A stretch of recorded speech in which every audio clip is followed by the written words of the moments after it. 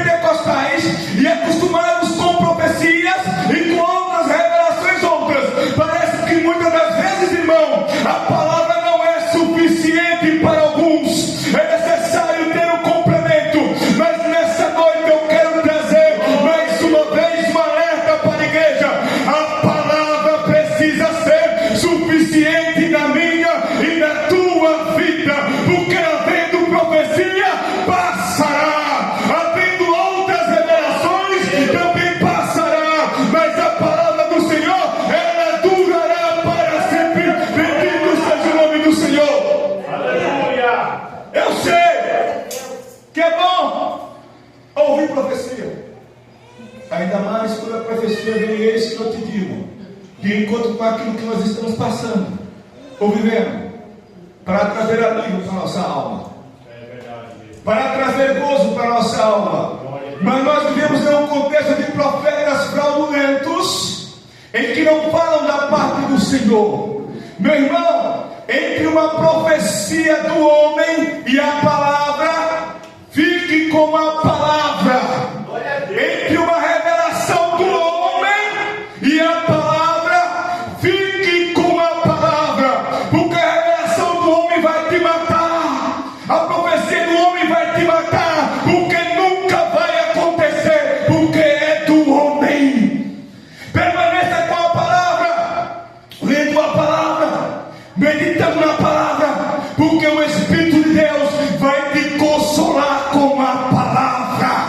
Passando pelo vento, pela dificuldade, tem palavra que vem de encontro, cobrir a tua alma, para que nós nos acalmemos diante dele, e sabemos que no meio da tempestade, ele permanece sendo Deus, que acalma a tempestade, e faz com que o vento se aquiete.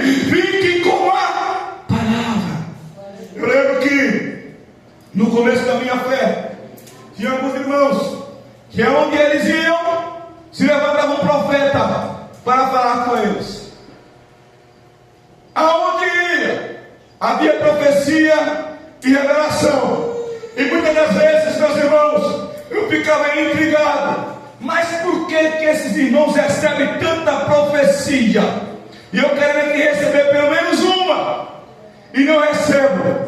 Mas o tempo passa, e eu começo a entender. Às vezes eu estava no culto, e a profetizava era para todos os membros da igreja. Quando olhava para mim com a cara fechada e sincero na porta da igreja, irmã Marilene, se desviava de mim e ia profetizar para o outro, mas não se aproximava de mim para lançar nenhuma profecia. Eu não sei se aqueles profetas tinham medo da carne deles ser revelada ou o que acontecia, mas eu compreendi, embora sendo pentecostal e crendo nos dons do Espírito Santo, que o que edifica a alma do homem é a palavra viva, eficaz, mais penetrante do que espada alguma de dois gumes. Se a palavra não transformar, outra não transforma. Se a revelação do Espírito na palavra não fizer, o homem não pode fazer. Tem que ser pela palavra.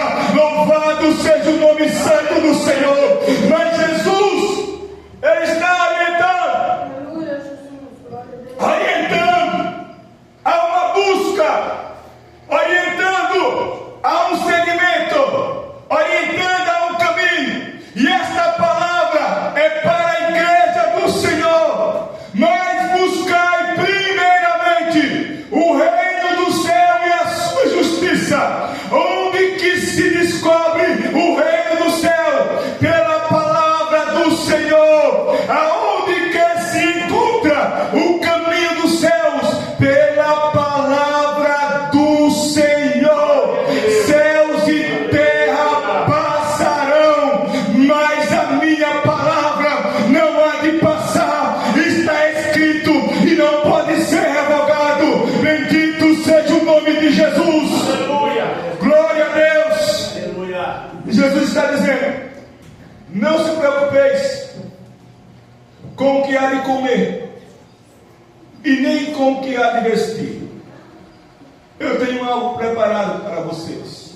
E aí ele começa a fazer uma analogia, uma comparação. As aves dos céus não ajuntam e nem põem no celeiro, mas o Pai prepara o seu mantimento ao seu tempo. Prepara o mantimento na ocasião correta. Prepara a despensa no momento correto. Eu vejo algumas pessoas falando que aquele que seja Deus não passa por dificuldade. É mentira. Não passa por falta.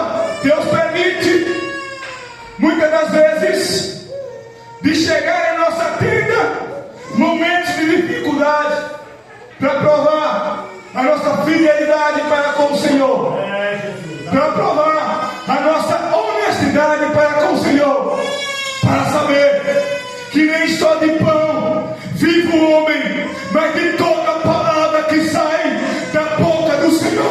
Vivemos dias difíceis em que se prega o evangelho que diz: se você serve a Deus, não passa por dificuldade. É mentira. Louvado seja o nome de Jesus. O verdadeiro evangelho revelado pelo Espírito Santo nos mostra que no mundo nós teremos aflição, mas nos ordena: tende bom ânimo. Bendito seja o nome de Jesus. Glória a Deus. Não desanime. Glória a Deus. Tende bom ânimo. Aleluia. Vai ter dia, irmãos, que não vai ter o bicho para comer na tua casa. E talvez até não tenha nesse momento. Jesus. Vai ter dia que vai faltar também o ovo. Talvez tenha o feijão e não tenha farinha. Talvez tenha uma coisa e não tenha outra. Aí alguém grita do outro lado: tu se prega a teologia da prosperidade. Não é assim. Comereis o melhor dessa terra. Não é assim que funciona. Mas eu sirvo ao Deus vivo, que prova e que permite que muitas das vezes nós sejamos forjados em momentos de dificuldade. Eu já contei para os irmãos parte do meu testemunho e quantas dificuldades nós já passamos. E hoje eu estava falando para minha esposa em casa, dizendo: filha, nós já passamos por muitas dificuldades e não estamos isentos de passar por outras. Mas no pouco nós somos fiéis. Glória a Deus. No momento da prova nós fomos fiéis. No momento da dificuldade nós fomos fiéis.